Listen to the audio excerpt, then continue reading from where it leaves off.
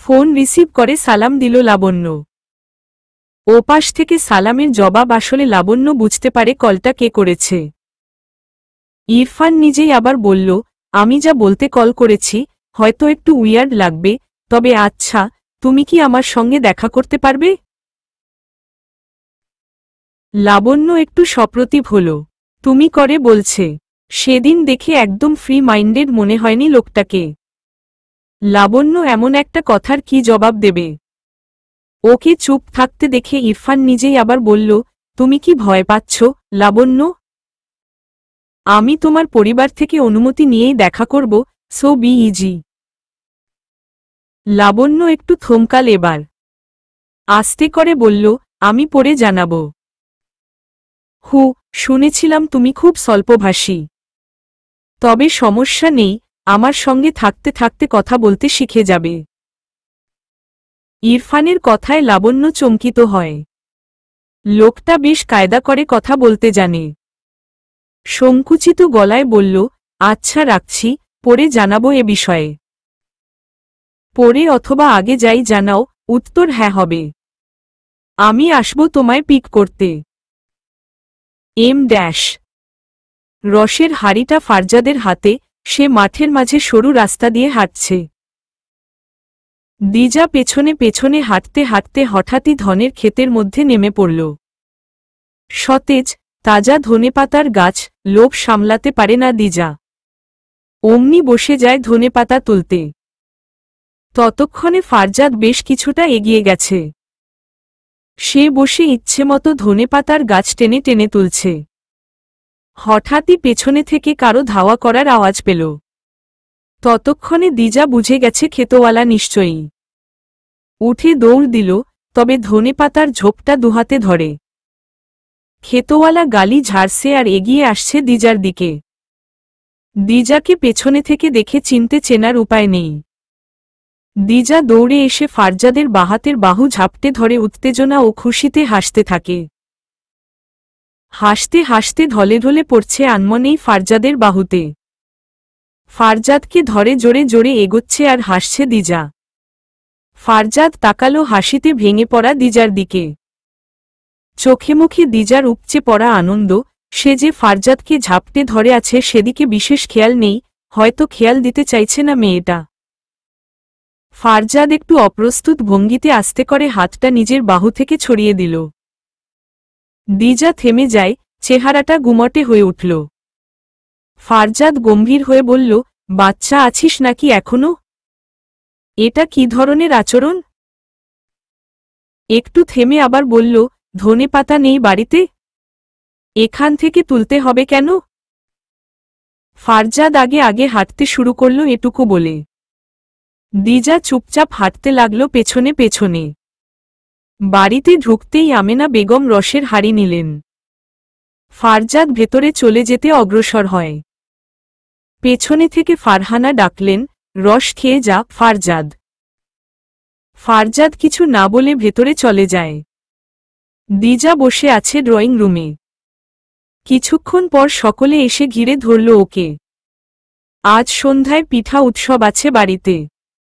ফারজাদ তো ফেরারি, এই আছে তো কখন ফুরুত করে উড়ে যাবে, খবর পাওয়া যাবে না। তাই সময় থাকতেই পিঠাপুলি খাওয়া শেষ করা চাই। বাড়িতে লোকের আমদানি তো কম নয়। আর সকলে মিলে প্ল্যান করে বসল, আজ তারা বাড়ির রান্না খাবে না। মাঝারি একটা চড়ুই ভাতি হবে। দিজা কথা বলল নিকোন। ফারিন সরু চোখে তাকায়, কি হইছে তোর? সারাদিন নাচানাচি করে বেড়ানো লোক এত চুপচাপ কেন?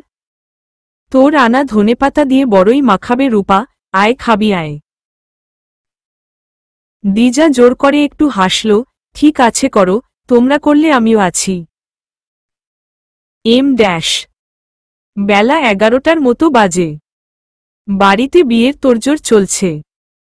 সামনের শুক্রবারে বিয়ে। তুলে দেওয়া হবে না, তবে আয়োজন তো মেয়ের বাড়িতে 16 আনাই করতে হয় বরপক্ষকে খুশি করতে। মাঝখানে 6 দিন আছে। বাড়িতে দুটো মজদুর লাগিয়েছেন আজাদ সাহেব। পেছনের বাগানটার আশপাশ একটু ঝোপঝাড়ে ভরে গেছে, সেগুলো পরিষ্কার করার কাজে লাগানো হয়েছে। খাড়া দুপুর হতে হতেই রোদ বেরোলো বেশ ভালোই।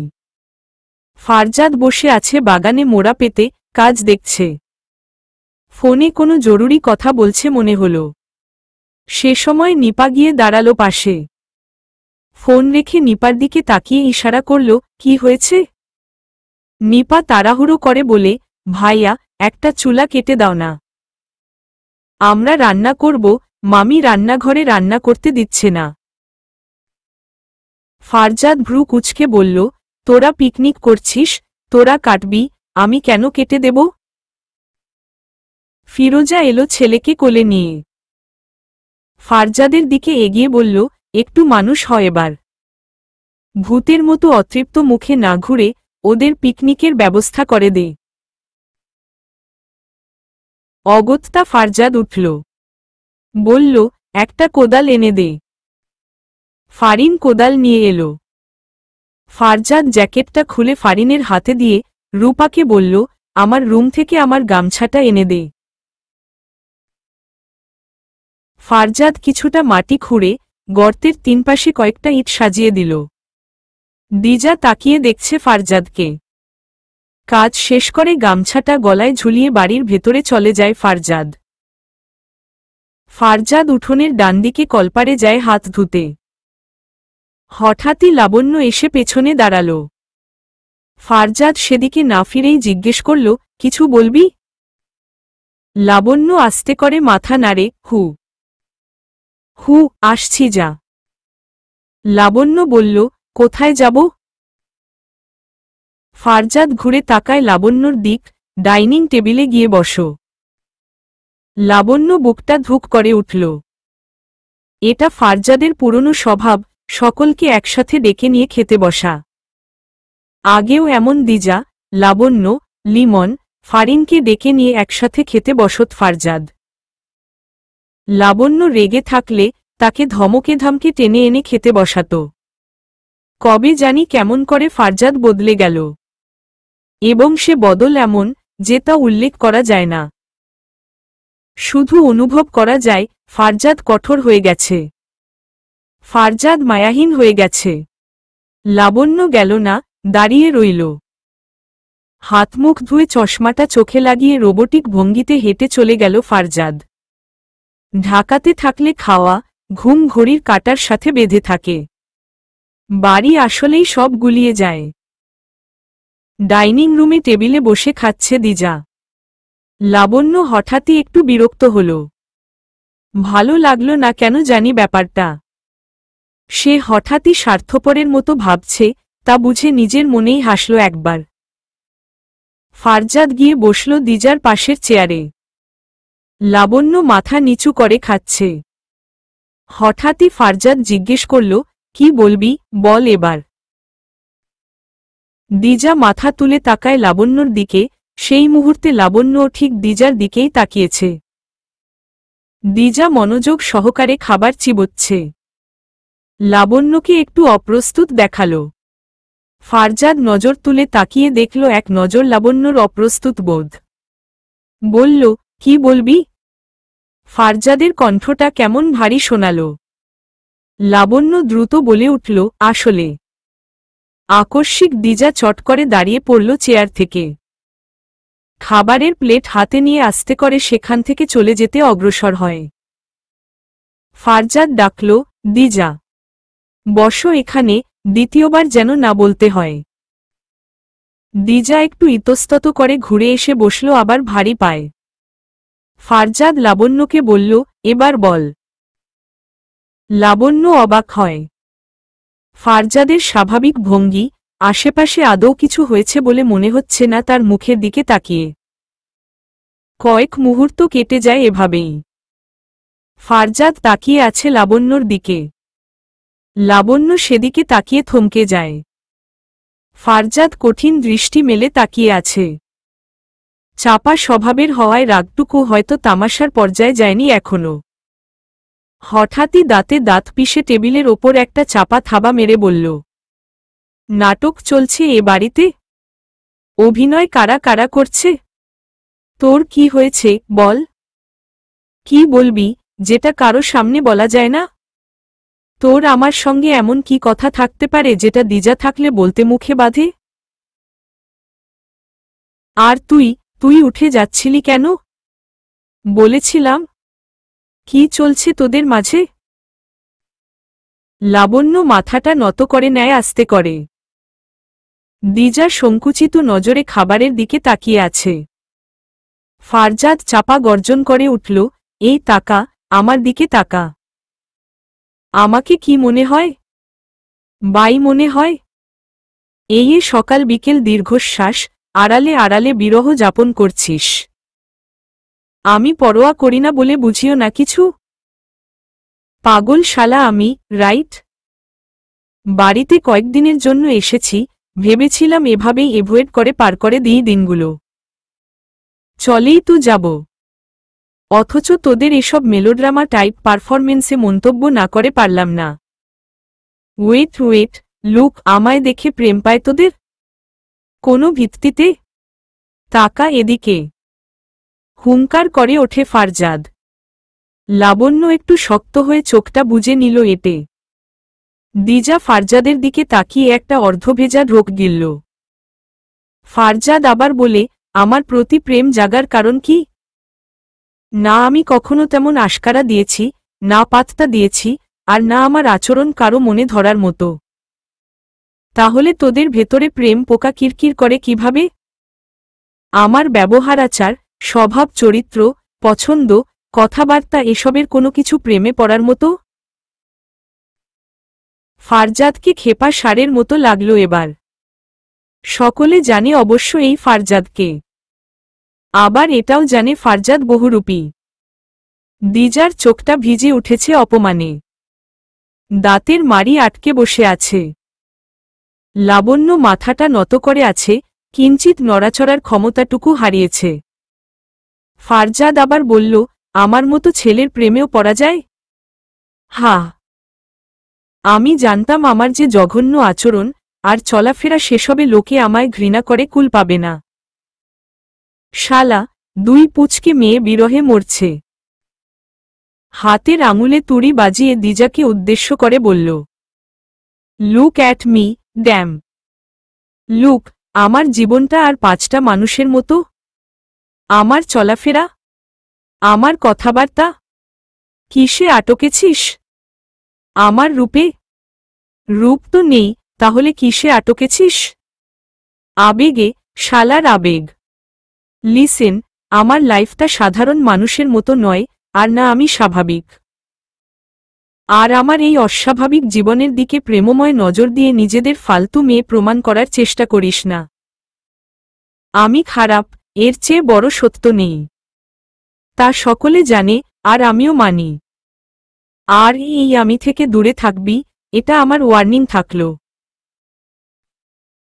ফারজাদ জোরে জোরে কয়েকটা নিঃশ্বাস নিল, লাবণ্যকে বলল, তোর বিয়ে ঠিক হয়ে গেছে, মাইন্ড ইট। আমি কেবল তোর চাচাতো ভাই। এত বছরে যখন কোনো রকম রেসপন্স করিনি, আশা করি বুঝতে পেরেছিস আমি মরীচিকা। এই যে দিনের পর দিন চুপ আছি, অবুঝ হয়ে আছি, কত ভালো মানুষের পরিচয় দিয়েছি ভাবতে পারছিস? আজ আর নিতে পারলাম না তোদের ঢং, সিরিয়াসলি ইরিটেটিং এই আবেগী মেয়েদের ন্যাকা আবেগ আমার কাছে। দিজার চোখের কোণ বেয়ে অনুমতিহীন এক ফোঁটা জলগোড়াল অপমান আর ক্ষোভ ঝরিয়ে। লাবণ্য পাথরের মতো বসে আছে। যখন তখন খাবার ঘরে যে কেউ ঢুকবে। ফারজাদ অমানুষের মতো ধমকে উঠল, ওঠ, যা সামনে থেকে। লাবণ্য জড় পদার্থের মতো উঠে চলে যায় ভঙ্গুর মনটাকে নিয়ে। দিজার শরীরটা শিউরে শিউরে উঠছে থেকে থেকে।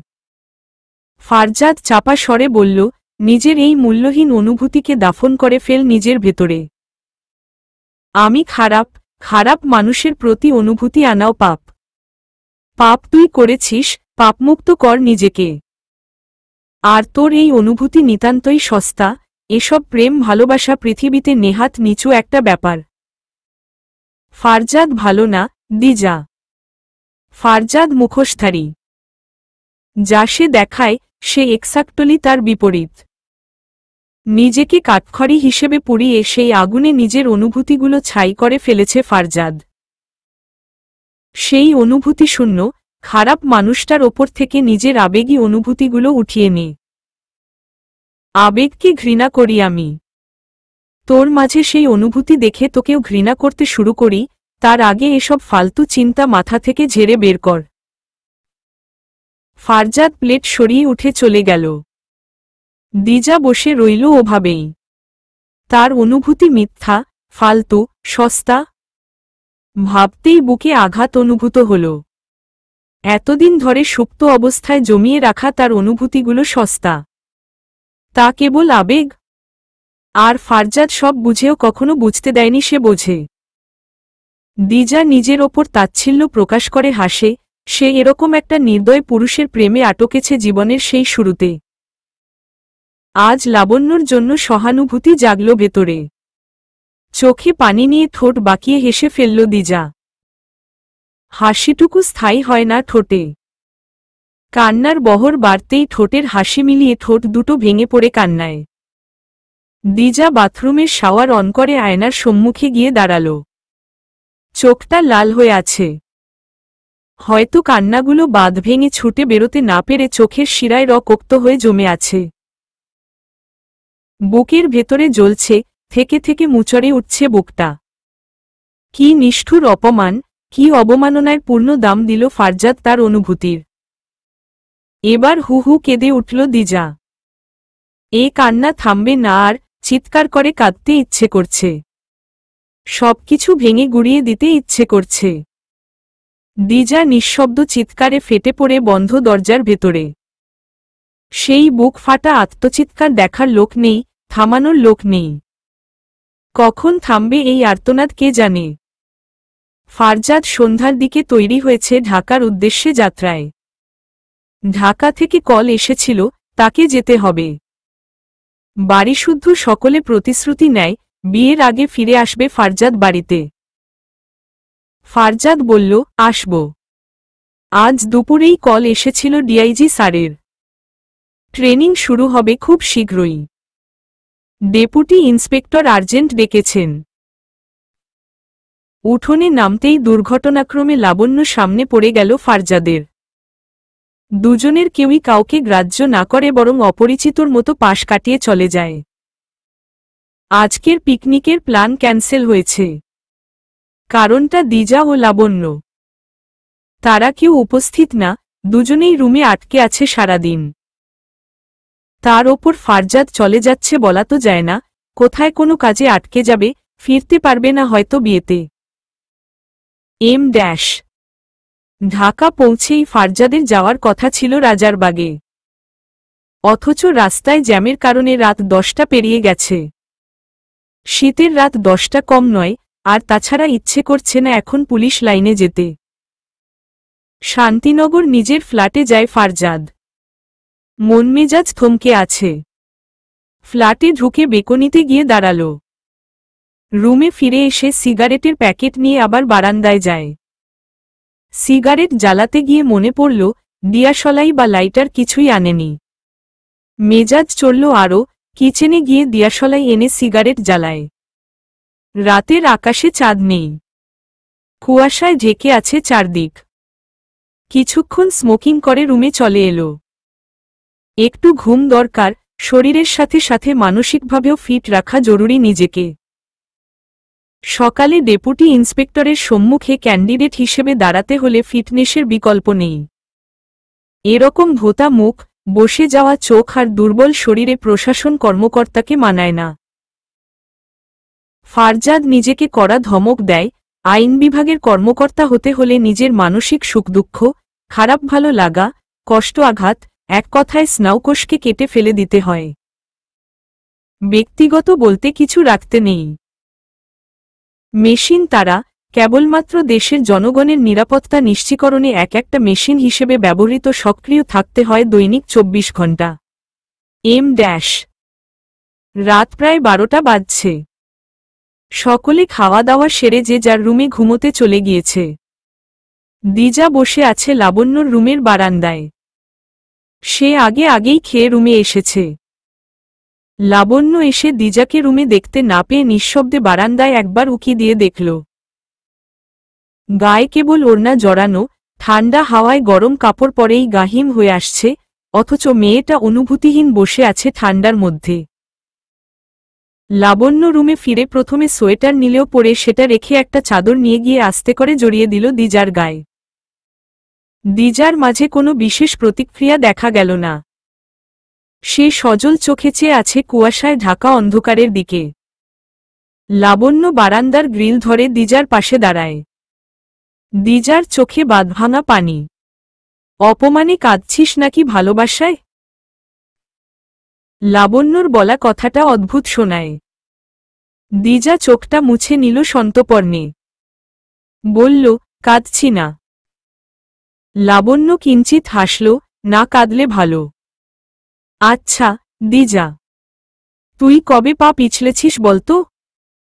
আমি বেশ অবাক হয়েছিলাম, আমি না হয় বোকা, অধম, পাগল। কিন্তু তুই তো কত চঞ্চল, তোর সঙ্গে কি করে এত বড় দুর্ঘটনা ঘটে গেল? লাবণ্যর কণ্ঠস্বর কেমন যেন শোনায়। মেয়েটা নিজেকে লুকানোর অদম্য ক্ষমতা নিয়ে জন্মেছে। বুকে ঝড় উঠেছে, তাণ্ডবপূর্ণ ঝড়, অবহেলায় হীন হয়ে প্রেমিকের দ্বার থেকে ফিরে আসার পর গুমোট কালো মেঘে বুক ছেয়ে আসা ঝড়। অথচ মেয়েটা অনড়, অটল, পর্বতের ন্যায় অবিচল। একেই বোধহয় পরিণত বলে, একেই বোধ করি বলে ম্যাচিউরিটি। দিজা নিজেকে সামলে কিছুক্ষণ পর জিজ্ঞেস করল, কি বলতে চেয়েছিলি তুই? লাবণ্য তৎক্ষণাৎ জবাব দিল না। বেশ কিছুক্ষণ চুপ থেকে আস্তে করে বলল, ইরফান কল করেছিল। কাল দেখা করার কথা বলল। তাই ভেবেছিলাম ফারজাদ ভাইকে জানাব। দিজা কিছু বলল না আর। আস্তে করে উঠে বাথরুমে চলে যায়। লাবণ্য তাকিয়ে দেখল দিজাকে। মনে মনে হাসল একটু, মেয়েটার চোখ বাঁধা মানছে না, অথচ কারো সামনে ঝরাতেও চাইছে না সেই পানি। দিজা চলে যেতেই লাবণ্য গ্রিলে মাথা ঠেকিয়ে আকাশের দিকে তাকায়। প্রকৃতি থেমে আছে যেন, জমে আছে ঘন কুয়াশার আস্তরণের মাঝে। সেই বরফ শীতল রাতের গুমোট পরিবেশে লাবণ্যর চোখ বেয়ে উষ্ণ কয়েক ফোঁটা তরল গড়িয়ে পড়ল। উহু, এ আফসোস নয়, আর না মন ভাঙার কষ্টে ঝরছে। তার তো মন ভাঙেনি, কেবল ছোট্ট এক টুকরো আকাঙ্ক্ষাতে বাস্তবতার ছোঁয়া লেগেছে। আর বাস্তবতা নিষ্ঠুর, বাস্তবতা কঠোর, বাস্তবতা কেবল ক্যারে নিতে জানে, বাস্তবতা তা দেয় যা মানুষের চাহিদার বিপরীতে রয়েছে। আজ লাবণ্যর সঙ্গে সেটাই প্রকাশ্যভাবে ঘটে গেছে। লাবণ্যর বাবা আসলাম বরাবরই ভাতুরে লোক। আফসানা বেগম বিয়ে হয়ে এসে থেকেই আজাদ সাহেবের ঘাড়ে পড়েছেন। স্বামী খরচ বহন করতেন না, বরং দায়িত্বজ্ঞানহীনভাবে ছোট্ট মেয়ে ও বউকে বড় ভাইয়ের ঘাড়ে রেখে এদিক সেদিকে উড়ে বেড়াতেন। আফসানা বেগম লাবণ্যকে নিয়ে ভাসুরের কামাইয়েই দিন কাটাতে লাগলেন। যখন লিমন তার গর্ভে, আজাদ সাহেব লাবণ্যকে নিজের কাছে রেখে আফসানা বেগমকে আসলামের কাছে পাঠালেন ঢাকা। তখন থেকেই লাবণ্য বড় চাচার কাছে মানুষ। ছোটবেলা থেকে দেখছে ফারজাদকে। দিজা মামার বাড়ি থাকার সুবাদে দুজনে একসাথে মানুষ হল। ফারজাদ সন্ধ্যা হলেই পড়াতে বসা তোদের দুজনকে। কখনো ফারজাদ গ্রামের কর্মঠ, দায়িত্বজ্ঞান সম্পন্ন ছেলে, তো কখনো ভালো পড়ালেখা করে শিক্ষিত এক যোগ্য ছেলে, তো কখনো শহুরে সাহেবী বাবু। তবে যাই হোক, আগে ফারজাদ এরকম নির্দয় ছিল না। কখনো বাড়ির কারো সাথে উল্লেখযোগ্য খারাপ আচরণ সে করেনি। সব মিলিয়ে লাবণ্যর মনের এই নরম অনুভূতি জাগাটা খুব বেশি অস্বাভাবিক নয়। ফারজাদ চাচাতো ভাই হিসেবে সবদিকেই মোটামুটি ঠিকঠাক। আর তার ওপর বয়ঃসন্ধিকাল থেকে চোখের সামনে খুব কাছ থেকে দেখে দিন কেটেছে। লাবণ্য এটুকু ভেবে আরেকবার চোখটা মুছে নেয়। ফারজাদ জিজ্ঞেস করল, লোকে তার কোথায় আটকায়? লাবণ্য জানে, ফারজাদের মাঝে আটকানোর মতো অনেক কিছু আছে। বিশেষ করে তার দায়িত্বজ্ঞান। যেখানে অল্প কিছুটা ক্ষতির সম্ভাবনা আছে, সে কাজ ফারজাদ করবে না, নিজেকে খারাপ বানিয়ে হলেও করবে না। লাবণ্য অবুঝ না, সে তো সারা জীবনই মেনে নিয়েছে ফারজাদ কেবল তার একটা আকাঙ্ক্ষা ছিল যা কখনো বাস্তবে রূপ নেওয়ার নয়। এত চেষ্টা করেছি নিজেকে লুকানোর, অথচ ওই জহুরি দৃষ্টি থেকে নিজের গোপন অনুভূতিকে বাঁচানোর সাধ্য হয়নি। নিজের কাছে প্রতিজ্ঞা করে লাবণ্য এই শেষ দীর্ঘশ্বাস সে ফেলবে ফারজাদ নামের ওই হৃদয়হীন পুরুষটার জন্য। তাকে নতুন জীবন শুরু করতে হবে। তার ভাগ্য তার দ্বারে দাঁড়িয়ে কড়া নাড়ছে, দ্বার খুলে ভাগ্যকে স্বাগত জানাতে হবে। এখানে পড়ে থাকলে তো চলবে না। রুমে চলে এলো। দিজা যে বাথরুম থেকে কখন বিছানায় এসে শুয়েছে সে টেরই পায়নি। কম্বলের নিচে মুখ লুকিয়ে নিশ্চয়ই ফোপাচ্ছে। লাবণ্য তো নিজেকে আবৃত করে ফেলবে কঠিন আবরণে, কিন্তু এই পাগলি মেয়েটা কবে বুঝবে বাস্তব জীবনটাকে। লাবণ্য বাধা দিল না দিজাকে। এই চোখের পানি তো পরশপাথর। এর ছোঁয়া মানুষ পেলেই সে হয়ে যায় ব্যথাহীন। কাঁদতে কাঁদতে যেদিন এই কান্না থামবে, সেদিনের পর তাকে কাঁদানোর সাধ্যই আর কোনো আঘাতের থাকবে না। আঘাতের তীব্র যন্ত্রণা মানুষকে ব্যথাহীন করে তোলে। এই মেয়ে এভাবে কিছুদিন কাঁদলে তবেই কিনা জীবনের টানপোড়েনকে হাতের মুঠোয় মুচড়ে সামনে এগোতে পারবে নির্দ্বিধায়। লাবণ্য পাশ ফিরে শুয়ে পড়ল। তার কষ্ট লাগছে না, একটু জ্বলছে বুকের ভেতর, তবে চলবে সেটা। সে মেয়ে, সে মানুষ, সে প্রাপ্তবয়স্ক মেয়ে মানুষ। তার কাছে ব্যথা যদি হার না মানে, তবে সে কিসের প্রাপ্তবয়স্ক মেয়ে মানুষ।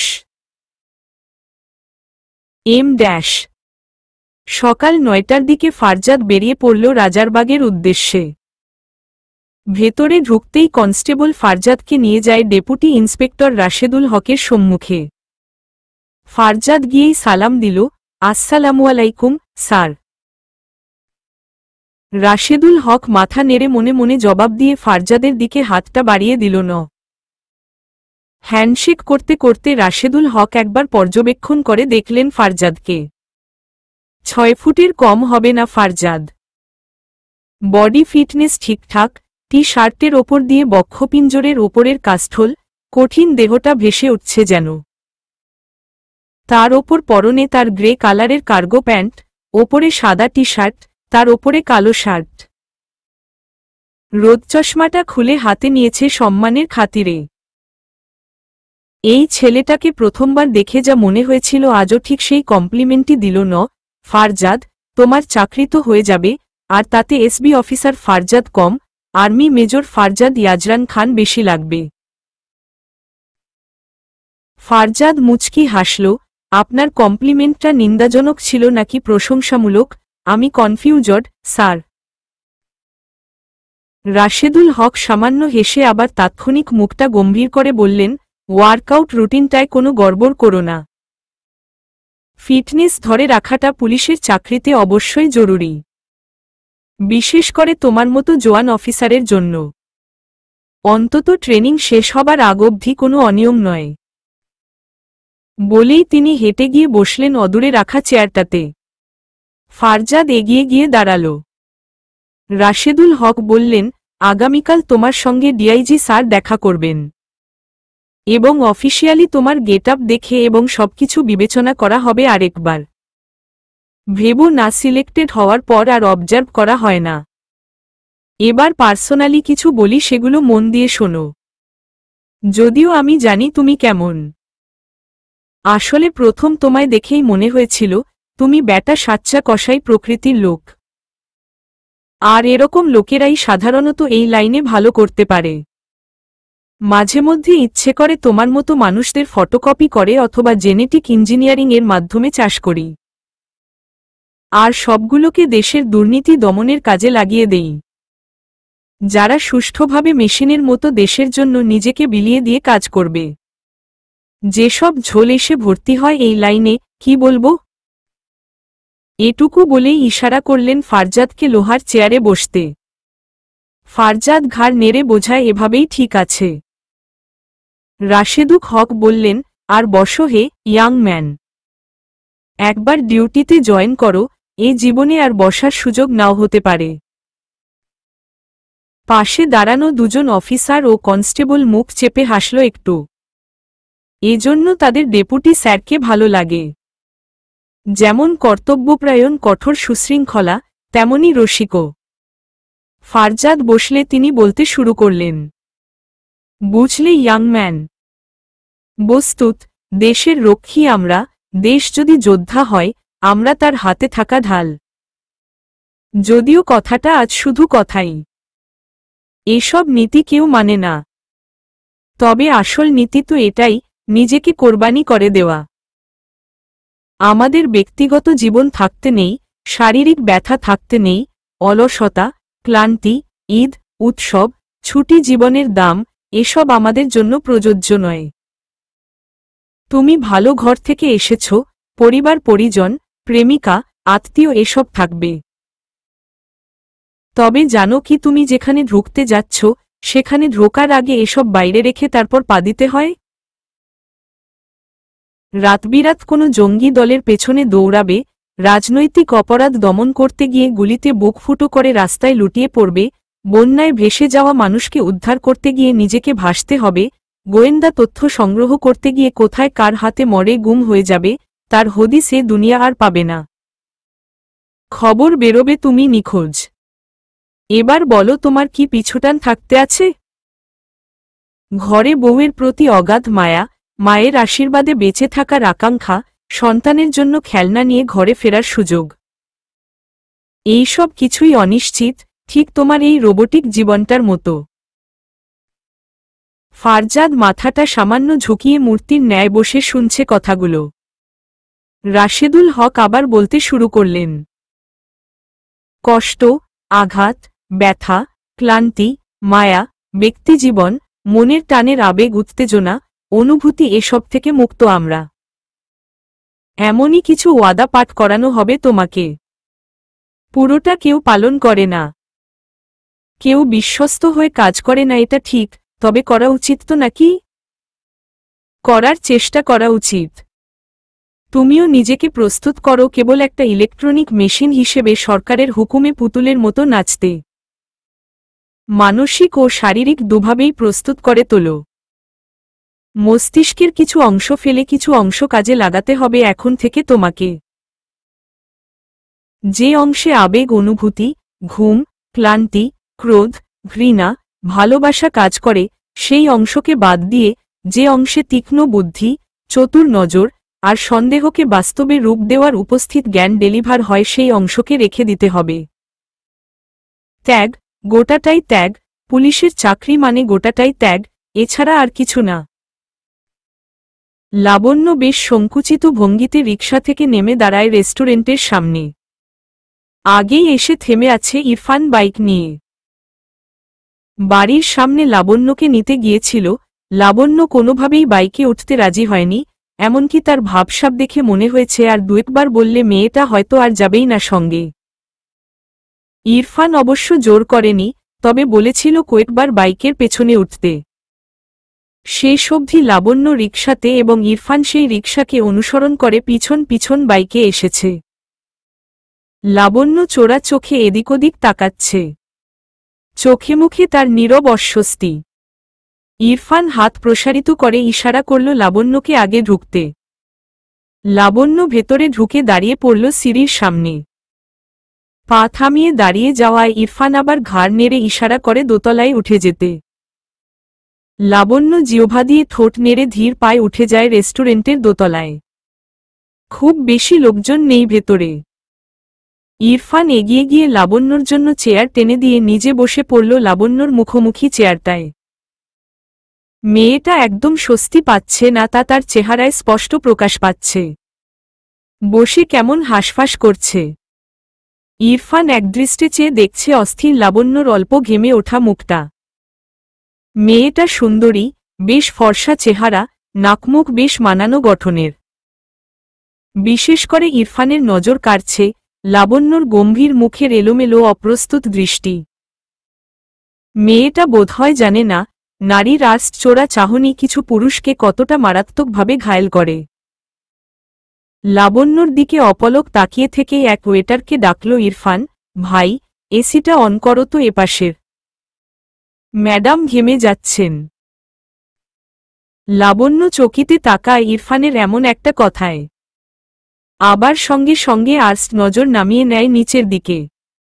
তা দেখে মুচকি হাসল ইরফান। কিছুক্ষণ ওভাবেই লাবণ্যর দিকে তাকিয়ে থেকে মেনু কার্ডটা এগিয়ে দিয়ে বলল, কি খাবে? নাও চুজ করো। ইরফানের ঠোঁটের কোণে মিটিমিটি হাসি। লাবণ্য তাকাতেই তা চোখে বিঁধল। অপরিকল্পিতভাবে হুট করে মস্তিষ্কের স্মৃতিতে ফারজাদের কঠিন মুখটা ভেসে উঠল। দ্রুত চোখ নামিয়ে নেয় লাবণ্য। কি হচ্ছে তার সাথে? আবার তাকালো ইরফানের দিকে, এবার ইরফান ভ্রু নাচায়। লাবণ্য ঠোঁটে ঠোঁট চেপে ধরে চোরের মতো নজর লুকিয়ে মেনু দেখতে থাকে ব্যস্ত ভঙ্গিতে। ইরফান চেয়ে আছে লাবণ্যর দিকে। হঠাৎই জিজ্ঞেস করল, আমায় আর কখনো দেখনি সেদিনের আগে? লাবণ্য বলল, না, কেন? তোমার বাড়িতে হুট করে বিয়ের প্রস্তাব নিয়ে গেলাম কেন? লাবণ্য ভ্রু কুচকায়, আগে থেকে চিনতেন আমায়? ঠিক চিনতাম না। দেখেছি বেশ কয়েকবার ভার্সিটিতে যাওয়া আসার সময়ে। লাবণ্যকে বেশ অপ্রস্তুত দেখাল। ইরফান তা দেখে লাবণ্যকে তাড়া দিল, নাও কিছু অর্ডার করো। দুপুর হয়ে আসছে, লাঞ্চটা করে নি, কি বলো? এখান থেকে আমায় আবার অফিস যেতে হবে। লাবণ্য ইরফানের দিকে মেনু কার্ড এগিয়ে দিয়ে বলল, আপনিই কিছু অর্ডার করুন। তাতেই চলবে, আমার বিশেষ কিছু চোখে পড়ছে না। ইরফান মেনু কার্ডটা নিয়ে হাতে নাড়তে নাড়তে বলল, ভেরি ব্যাড, লাবণ্য। কেন নিয়ে এসেছি তোমাকে এখানে? একে অন্যকে জানার জন্য তো নাকি? এই আমি বললাম, অফিসে যাব। তুমি জিজ্ঞেস তো করলে না, কোথায় জব করি আমি? লাবণ্যকে কথা বালানোর জন্য এসব বলছে ইরফান, তা বুঝল লাবণ্য। সে একটু অবাকও হল মনে মনে। জিজ্ঞেস করল, কোথায় জব করেন? স্কয়ার ফার্মা, কুমিল্লা ডিপোর্ট। গম্ভীর স্বরে বলল কথাটা ইরফান। ওয়েটারকে ডেকে 2 প্লেট ফ্রাইড রাইস সহ 2টো সফট ড্রিঙ্কস অর্ডার করে লাবণ্যর দিকে শান্ত নজরে মনোযোগ সহকারে তাকাল ইরফান। অদ্ভুত স্বরে জিজ্ঞেস করল, তোমার মতো আছে বিয়েতে? লাবণ্য এবার পূর্ণদৃষ্টি মেলে তাকায় ইরফানের দিকে। কয়েক মুহূর্ত কেটে গেলে চোখ সরিয়ে আস্তে করে বলল, না করিনি তো। তোমার মুখে হ্যাঁ তো শোনা হয়নি। লাবণ্য ঠোঁট চেপে ধরে একটা ঢোক গিলল। কিছু সময় তাকিয়ে রইল টেবিলের দিকে। চোখের সামনে ভেসে ওঠে ফারজাদের মুখটা। বুকে সূক্ষ্ম ব্যথারা নড়েচড়ে ওঠে। সঙ্গে সঙ্গে আবার মনে পড়ে যায় ফারজাদের নির্দয়, কঠোর মুখটা। অথচ তৎক্ষণাৎ পরিস্থিতি, ফারজাদের আচরণ, নিজের অবস্থান, সব যেন বুকে জমে থাকা অনুভূতির বিরুদ্ধে প্রতিবাদমূলক এক আন্দোলন করে উঠল। সঙ্গে সঙ্গে নিজের অজান্তেই মাথায় দুলায় লাবণ্য, মুখে অস্পষ্ট উচ্চারণ করে, হু। ইরফান লাবণ্যর হাবভাব দেখে হাসল সামান্য। জিজ্ঞেস করল, প্রেম কয়টা করেছ? ভাবনা ভঙ্গ হয় লাবণ্যর, তোরাক করে চোখ মেলে তাকায় ইরফানের হাসি মুখটার দিকে। লোকটা বেজায় ঠোঁটকাটা আর খোলামেলা মানুষ। ফোনে যেমন কথা শুনেছিল বাস্তবে তার চেয়েও বেশিই আন্তরিক আর ফ্রি মাইন্ডেড। হুট করে নয়তো এত সহজ ভঙ্গিতে হবু বউকে এমন প্রশ্ন করা যায় নাকি? লাবণ্য দৃঢ়ভাবে মাথা দোলায়, উহু। ইরফান সায় দিল, হু, আমি বিশ্বাস করি। তোমার মতো মেয়ের দ্বারা আর যাই হোক বয়ফ্রেন্ড পালা সম্ভব না। তবে প্রেমে হয়তো 2-1টা পড়েছিলে, তাই না? ও সকলেই পড়ে, না পড়লেই বরং ব্যাপারটা অ্যাবনরমাল।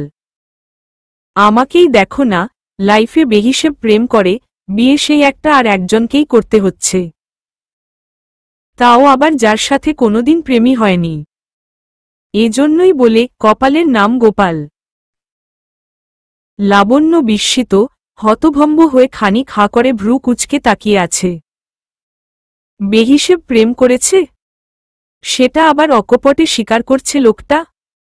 আর বিয়ে একজনকে করছে বড়ে আফসো আছে নাকি লোকটার? সব প্রশ্নকে মনে বিস্ময় আকারে চাপিয়ে কেবল জিজ্ঞেস করল, আমার মতো মানে? আমি কেমন? ইরফান বিনিময়ে হাসল। পকেট হাতড়ে খুব মূল্যবান একটা জিনিস বের করছে এমন ভঙ্গিতে একটা সিগারেট বের করে ঠোঁটের ভাঁজে রেখে বলল, বলছি। লাবণ্য এবার বাকরুদ্ধ। তার ভাষা হারিয়ে গেছে। এই লোকের মাথায় গণ্ডগোল আছে নাকি? লাবণ্যর সামনে বসে এভাবে নির্দ্বিধায় সিগারেট জ্বালাচ্ছে। ইরফান জ্বলন্ত সিগারেটটা আঙুলে চেপে বলল, দেখো, আমি ভালো, এর চেয়ে বড় সত্যি আর নেই। তবে তার মাঝে একটু আধটু, মানে বলতে পারো খুব অল্প পরিমাণে খারাপ গুণও আছে। সেটাও তোমার আগেই জানা উচিত, যাতে বিয়ের পর খিস্তি না করতে পারো। লাবণ্য মনে মনে বলে, এখনও তো বিয়ে ভেঙে দিতে পারি। লোকটা কি তা বুঝছে না? লাবণ্য ভ্রু কুঁচকেই আছে। ওভাবেই আবার জিজ্ঞেস করল, বলুন এবার আমার মতো মানে কি? মানে আমি কেমন? ইরফান একটু টেবিলে ঝুঁকে লাবণ্যর দিকে মুখ এগিয়ে বসল। ধীর কণ্ঠে বলল, শান্ত, বুদ্ধিমতী, লজ্জাবতী, প্রবল আত্মসম্মানবোধে ভরপুর, লক্ষ্মীবতী, আর সবশেষে আমার আদরিণী। প্রেম তো অস্থায়ী, অনিশ্চিত এক সম্পর্ক। এমন মেয়েদের সাথে প্রেম নয়, গোটা জীবন সাজাতে হয়। তোমাদের সাথে ফ্লার্ট করা যায় না, খারাপ স্পর্শ করা যায় না, তোমাদেরকে ছেড়ে দেওয়া যায় না। বরং নিজের ঘরের লক্ষ্মী হিসেবে সাজিয়ে রাখতে হয়। নিজের আদরিণী হিসেবে পাশে রেখে দিতে হয়। এদের যত্নে প্রতিপালিত হয়ে পুরুষের এক জীবনকে ধন্য করতে হয়। জানি জানি, একটু কাব্যিক হয়ে গেছে কথাগুলো। তবে খুব সাজিয়ে মন মাতানোর মতো কথা বলতে পারিনি, রাইট? কি আর করব? যখন গোমরামুখ হবু বউকে পটাতে হয় আর কি। রাতভর মুখস্থ করে এসেছি স্ক্রিপ্টটা, এতে কাজ না হলে খাটুনিটা জলে যাবে। এবার বলো, প্রেমে পড়েছ আমার? লাবণ্য অস্তিত্বহীনের ন্যায় চেয়ে আছে ইরফানের দিকে। সে বাকহারা, কৃতকর্তব্যবিমূঢ়। লোকটা আজব, আজব তো সহজ শব্দ, লোকটা অদ্ভুত ধরনের। তারপর লাবণ্যর মাথায় আসে না পরিস্থিতিটাকে বর্ণনা করার ভাষা। সে কেবলই হারিয়ে যেতে চাইছে এখান থেকে, বসে থাকতে অস্বস্তি বোধ হচ্ছে, খুব অদ্ভুত লাগছে সবকিছু। আস্তে করে কেবল বলল, লক্ষ্মীবতী। সেটা আবার কি? M dash. ফারজাদ বেকনিতে দাঁড়িয়ে একদৃষ্টে তাকিয়ে আছে মহানগর সড়কের ব্যস্ত পরিবেশের দিকে। মন বলছে এখন এক কাপ কফি, চা কিংবা কোনো সফট ড্রিঙ্কস হাতে থাকলে খুব ভালো হতো। কিন্তু উঠে গিয়ে মোটেই কফি বা চা বানাতে ইচ্ছে করছে না। আধখাওয়া একটা স্পিডের ক্যান পড়ে আছে ছোট্ট টেবিলটার ওপর। সেটাও হেঁটে গিয়ে আনতে ইচ্ছে করছে না। শরীর ও মন থেমে আছে যেন। আজ ঠান্ডা তুলনামূলক কম। এই বিকেলে ঠান্ডা পানিতে গোসল করেছে সে।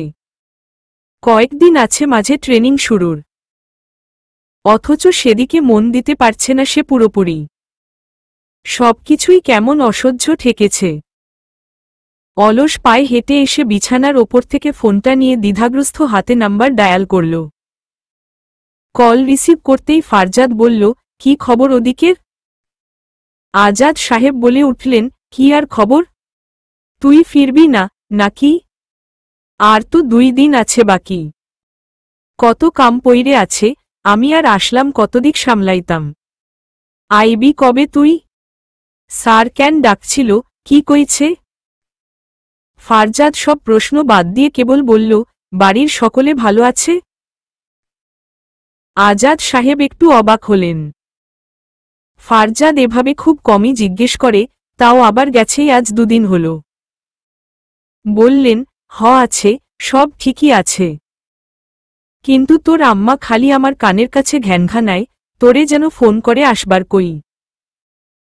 তোরে ফোন কইরা লাভ আছে? তুই তো তোর মর্জি মতনই আইবি। কল করছিলাম, ধরলি না। ফারজিদ বলল, আচ্ছা, এখন তো কল ব্যাক করেছি, এখন ওই কথা শোনাচ্ছেন কেন?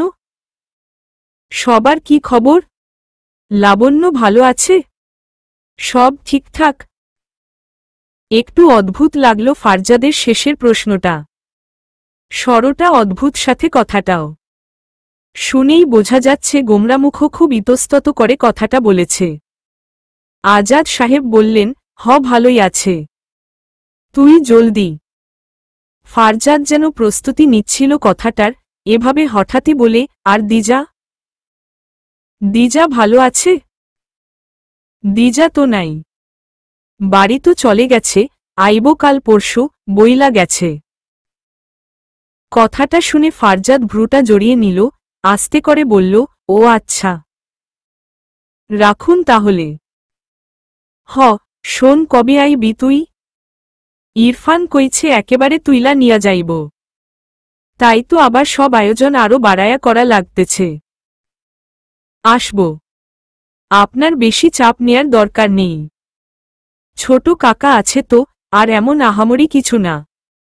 অনুষ্ঠান সকলের বাড়িই হয়। এত বেশি ব্যস্ত না হয়ে সুস্থ হালে সব ব্যবস্থাপনা করুন।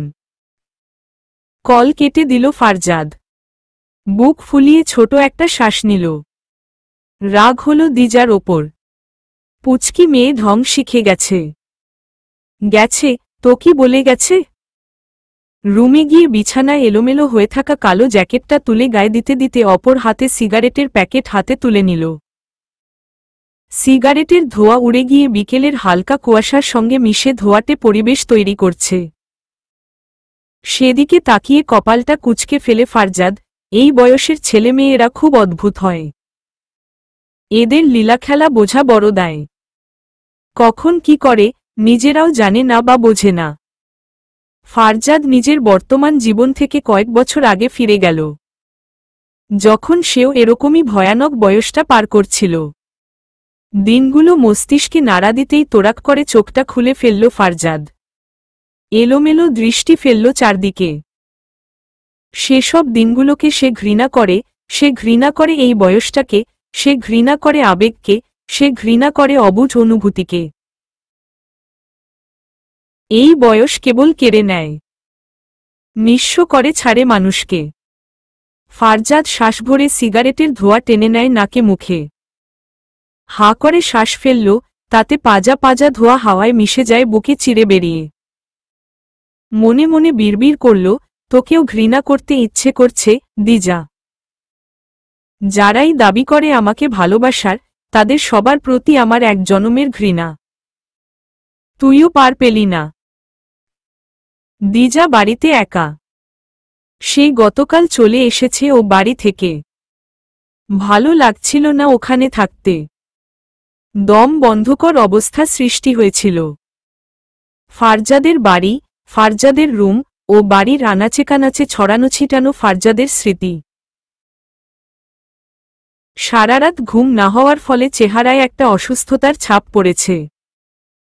ওভাবেই দিল রুবা বেগমের কাছে গিয়ে বলেছে, আম্মু আমার কিছু পোশাক আনতে হবে বাড়ি থেকে। দিল রুবা বেগম না করেছেন, কাউকে দিয়ে আনিয়ে নেওয়া যাবে।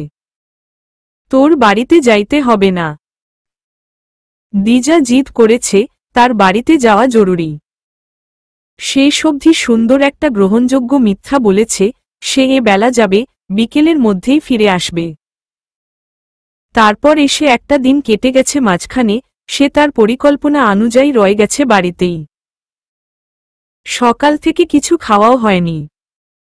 দাদি রান্না করে খাবার দিয়ে গেছে ঘরে, খেতে বলে গেছে বহুবার। তাকেও ঝাড়ি মেরে ঘর থেকে যেতে বলেছে দিজা। মোট কথা, খাওয়ার মানসিকতা বা খিদেটাই নেই। নিজের ছোট্ট ঘরটার বিছানার পাশে জানালার ধারে বসে আছে চুপটি করে। চাইলেও ভুলতে পারছে না সেদিনের বলা ফারজাদের কথাগুলো। ছোটবেলা থেকেই ফারজাদের প্রতি আলাদা একটা টান কাজ করলেও সে কখনো সেটাকে আহামরি গুরুত্ব দিয়েছিল না। তবে বয়স বেড়েছে, মনের চাহিদা এসেছে, দিন দিন আবেগানুভূতিগুলো পাল্টাচ্ছে। সেই হিসেবে মাস কয়েক ধরে কেন জানি ফারজাদকে নিয়ে ভাবতে ভালো লাগে, ফারজাদকে চোখের সামনে দেখতে ইচ্ছে করে, তার সামনে নিজেকে আকর্ষণীয়ভাবে প্রকাশ করার সুপ্ত ইচ্ছেরা উড়ে বেড়ায় মনে। তবুও এগুলোকে সে মোটেই ভালোবাসা বলতে চায়নি। তবে সেদিন নিজের ভাবনা বদলেছিল তার, যেদিন লাবণ্যর চোখে ফারজাদের জন্য অনুরাগ দেখে তার বুকে আগুন লেগেছিল। এক নজরে মুখের হাসি, বুকের প্রফুল্লতা যেন জ্বলন্ত আগুনে পুড়ে ছাই হয়ে গেছে। দিজার লাবণ্যকে সহ্য হয়নি সেদিন। হঠাৎই মনে হয়েছিল লাবণ্যর চোখ দুটো নষ্ট হয়ে যাক, যেন ফারজাদকে সে আর প্রেমময় নজরে দেখতে না পারে। সে নিজেও অবাক হয়েছিল নিজের এমন হিংসাত্মক ভাবনায়। সেদিন আর সাজসজ্জা, আনন্দ কোনোটাই ভালো লাগেনি। সেদিন সকালে ফারজাদের সঙ্গে হাঁটার সময় মনে হয়েছে, এই পথ শেষ না হোক, ফারজাদ ওর ছোট্ট হাতটা চেপে ধরুক, এ জীবনে আর না ছাড়ুক। ফারজাদের সঙ্গে সে একটা জনম এভাবেই চলতে চায়। সেই যাত্রা শেষ করতে মন সায় দেয়নি। অথচ সে নিজের অনুভূতিটাকে সঠিক নামকরণ করার আগেই ওই নির্দয় পুরুষ তার অনুভূতিকে ছিন্নভিন্ন করে রেখে চলে গেছে। তবে আশ্চর্যজনকভাবে ফারজাদের প্রতি ঘৃণার অনুভূতি আসছে না। দিজা বুঝে পায় না, মনমস্তিষ্ক এত বেহায়া কেন? মানসিক চাহিদাগুলো এমন বেলেহাজ কেন? একটু মলিন হাসল দিজা। কত আশা, স্বপ্ন ছিল তার লাবণ্যর বিয়ে নিয়ে। সেদিন লাবণ্যর ওপর খুব ঈর্ষা হলেও আজ আর তা নেই। মেয়েটা আসলেই ভালোবাসার যোগ্য, অথচ ফারজাদের মতো পাষাণ্ড পুরুষেরই হয়তো যোগ্যতা নেই ওমন একটা মেয়েকে পাওয়ার। তার মনটা আরও অশান্ত হয়ে উঠছে এটা ভেবে, সে কি করে লাবণ্যর বিয়েতে না যাওয়ার ব্যবস্থা করবে। এমন কি অজুহাত দিল আর ওই বাড়িতে যেতে হবে না, ফারজাদের সামনে যেতে হবে না? এক বাহানা করে চলে তো এসেছে সেখান থেকে, কিন্তু আজকালের মধ্যে না ফিরলে তামাশা হয়ে যাবে।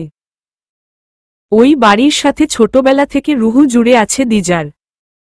সেই দিজা লাবণ্যর বিয়েতে যাবে না, এর পরিপ্রেক্ষিতে কি জবাব দেবে দিজা? দিজাকে বহুবার ফোন করা হয়েছে, অথচ সে ফোন রিসিভ করে বিভিন্ন বাহানা দেয় পড়ে আসার। দিল রুবা বেগম ক্ষেপে আছেন প্রচণ্ড। এদিকে দিজার গলা শুকিয়ে আসছে এটা ভেবে, খুব তাড়াতাড়ি একটা সন্দেহে পতিত হবে সে। নিশ্চয়ই কিছু হয়েছে, নয়তো যে মেয়েকে দিল রুবা গালিগালাজ করে মামার বাড়ি থেকে নিতে পারেন না। সেই মেয়ে অনুষ্ঠান রেখে বাড়িতে গিয়ে একা রয়েছে।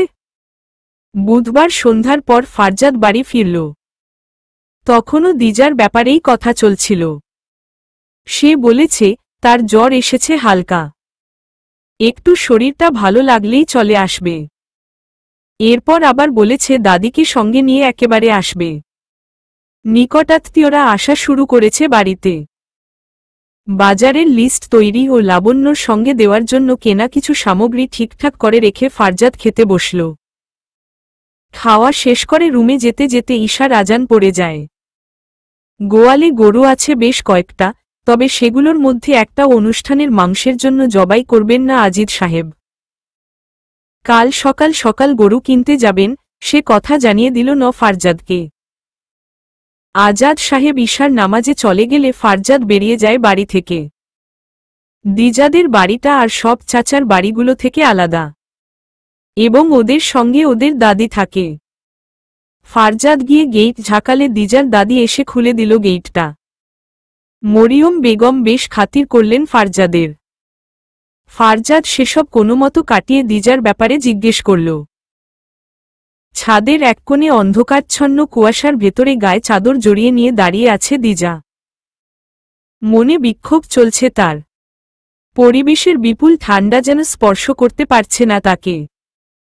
অন্ধকারের মাঝে একা এই রাতে ছাদে দাঁড়িয়ে থাকতে এমনি সময় ভয় পাওয়ার কথা থাকলেও মনের অবস্থার কাছে সব ভয় ফিকে হয়ে গেছে যেন। তবুও হঠাৎই ভারী কণ্ঠস্বর শুনে একটু চমকে উঠল দিজা। কি হয়েছে তোর? দিজার একটু অবাক হল, সঙ্গে মনের ভেতরে চাপা ক্ষোভ জেগে উঠল ফারজাদের প্রতি। কোনো জবাব দিল না সে, ওভাবেই দাঁড়িয়ে রইল। ফারজাদ পাশে এসে দাঁড়িয়ে বলল, জ্বর আসলে মানুষের ঠান্ডা লাগে, গরমের দিনেও লেপকাথা গায়ে দিয়ে শুয়ে থাকে। তোর ঠিক কী ধরনের জ্বর এসেছে, ঠান্ডার মধ্যে ছাদে এসে দাঁড়িয়ে থাকা লাগছে? দিজা এবারেও উত্তর দিল না কোন। ফারজাদের রাগ হল, কিছুক্ষণ চুপ রইল নিজেও। এরপর বলল, চল, ও বাড়িতে তোকে নিয়ে আলোচনা সমালোচনা শুরু হয়েছে, সেটা কোনো তামাশার পর্যায়ে চলে যাওয়ার আগে ভালোভাবে আমার সঙ্গে চল। এতক্ষণে দিজা একটা দীর্ঘশ্বাস ফেলল কেবল। তার বুক ভেঙে আসছে হঠাৎই। কেন এমন হচ্ছে? ফারজাদকে পাশে পেয়ে আচমকা মনে এক অদ্ভুত ইচ্ছে জেগে উঠল তার। ফারজাদের বুকে আছড়ে পড়ে শক্ত করে জড়িয়ে করে বলতে ইচ্ছে করল, আমার এত কষ্ট কেন হচ্ছে ফারজাদ? এরকম গুমোট ব্যথা আগে কখনো অনুভূত হয়নি। নিজেকে এত অসহায় লাগছে কেন? আমার কি হয়েছে বলতে পারবেন? কেন খুব মূল্যবান কাছের জিনিস হারিয়ে ফেলার যন্ত্রণা হচ্ছে? এত কষ্ট হচ্ছে কেন আমার? মাঝে মধ্যে এই ব্যথাগুলো অসহ্য লাগছে। আপনি নাকি বুদ্ধিমান, তো বলুন না কেন হচ্ছে এমন আমার সাথে? এতটুকু ভেবে নিজের অজান্তেই এই ফোঁটা নোনা জল চোয়াল লেপ্টে গড়িয়ে পড়ল মেয়েটার। এই নিঃশব্দ কান্নারা খুব নিষ্ঠুর হয়, একদম ভেতরটা ক্ষয় করে বিনা আওয়াজে গড়িয়ে পড়ে চোখ বেয়ে। অন্ধকারে হয়তো দেখতে পেল না এই অষ্টাদশীর কান্না ভেজা কাতর মুখটা অনুভূতিহীন ফারজাদ। হঠাৎই ফারজাদ বলতে শুরু করল, মানুষের জীবনে সবচেয়ে বড় শত্রু হল তারই নিজের চাওয়াগুলো। অথচ মানুষ সেগুলোই খুব যত্ন করে, নিজের ভেতরে পালন করে। যতদিন মানুষ চায়, সেই চাওয়ার ব্যাপারে কোনো ভুল বা অপরাধ তার নজরে আসে না। দিজা, তোর বয়স ছোট, এ বয়সে স্বাভাবিকই মানুষ ভুলের প্রতি আকৃষ্ট হয়ে পড়ে। আর তোর জীবনের সেই ভুলটা আমি। ভুলগুলোকে প্রশ্রয় দিতে নেই। যত বেশি পুষবি, তা পরবর্তীতে তত খারাপ পরিণতি হয়ে জীবনে ফিরে আসবে। পড়ালেখায় মনোযোগ দে। তোর আব্বু খুব একটা ভালো মানুষ না। হতে পারে সে এসেই তোর বিয়ের ব্যবস্থা করে ফেলল। দিজা ঠোঁট কামড়ে চুপচাপ শুনছে কথাগুলো। ফারজাদ আবার বলল, দিজা, আমি ফেরারি। আমার কোনো ঠিকানা নেই, মনের দিক থেকে যাযাবর আমি। পরিবার আত্মীয়র প্রতি অগাধ টান থাকলেও ব্যক্তিগত জীবনে কোনো নারীর প্রতি টান অনুভব করতে পারি না আমি। তোর এই ভালো লাগাটা ক্ষণিকের। কলেজ পার কর, ভার্সিটিতে যা, এই জায়গা থেকে নিজেকে মুক্ত কর, নতুন পরিবেশে পা রাখো। দেখবি এখনকার সব বোকামি ঘৃণ্য লাগবে। সব কেটে যাবে। মানুষ এক স্থানে পড়ে থাকে না চিরকাল। তুইও তোর এই আবেগী জায়গায় পড়ে থাকবি না। এই সময়ের ভালো লাগাগুলো কিছুটা সময় দিলেই কেটে যায়। তোরও যাবে। আমি ছাড়া তেমন কাউকে কাছ থেকে দেখার বা মেশার সুযোগ পাসিনি, তাই মনে হচ্ছে আমার মাঝে আটকে আছিস। এ পর্যায়ে ফারজাদ তাচ্ছিল্য হাসল, আমার প্রেমে পড়া যায় না, আমি নিজে নিজেকে ঘৃণা করি। আমার পছন্দ না আমিটাকে। কারণ আমি তোর জায়গা পেরিয়ে এসেছি। তোর বয়সী মেয়েরা আমার মতো ছেলেদের প্রেমে পড়ে, তোর বয়স কাটিয়ে ওঠা মেয়েরা আমাদের ঘৃণা করে। এই পার্থক্যটা তুইও বুঝবি, কিছুদিন সময় দে নিজেকে। কোনো ম্যাচিউরড মেয়েকে আমার মতো এমন হৃদয়হীন কসাইকে ডেট করতে বল, তারা ফিরেও তাকাবে না। কারণ তারা জীবনের মানে বোঝে। জীবনে এমন একজনকে সবটুকু দিয়ে ধরে রাখতে হয়, যে যত্নশীল হবে, সব সময় পাশে থাকবে। নিজেকে সময় দে, অনুভূতির পার্থক্য বুঝতে পারবি। ফারজাদের কণ্ঠস্বর শান্ত স্বাভাবিক। দিজার কেন জানি মনে হল, এসবের পুরোটা সত্যি না। সব ক্ষেত্রে এই কথাগুলো শতভাগ খাটে না। ফারজাদ ওকে এসব কাটিয়ে ওঠার জন্য উলাটোপাল্টা বুঝো দিচ্ছে। ফারজাদের শরীর থেকে কড়া ম্যান পারফিউমের গন্ধ ভেসে আসছে। দিজার শরীরটা আচমকা ঝাঁকি দিয়ে উঠল একটু। ফারজাদ তার পাশে দাঁড়িয়ে আছে, তারা দুজনে, কেবল তারা দুজন কুয়াশা ঢাকা রাতে ছাদের এক কোণে পাশাপাশি বেশ কাছাকাছি দাঁড়িয়ে আছে। ফারজাদের এতক্ষণের বক্তৃতার সবটা কান দিয়ে পিচ্ছিল পদার্থের মতো বেরিয়ে গিয়ে এই ভাবনাগুলো জড়ো হল মনে। তবে সে চোখমুখে এক প্রকার কঠিন অভিমানী ভাব বজায় রেখেছে। তার হঠাৎই মনে হল, খুব সহজ হবে না ফারজাদের প্রতি এই টান কাটিয়ে ওঠা। তবে নিজের আত্মসম্মান তো বজায় রাখাই যায়। তার অনুভূতি তার নিয়ন্ত্রণের বাইরে। চাইলেও যেহেতু আপাতত কাটানো সম্ভব না, না চাইতেও এই নিষ্ঠুর মানবকে মনে মনে পুষতে হবে। তবে তা আর প্রকাশিত হবে না, দেখাবে না লোকে, বোঝাবে না দিজা কাউকে, নিজের আত্মসম্মানকে বিক্রি করবে না এই বেহায়া অনুভূতির কাছে। চলবে।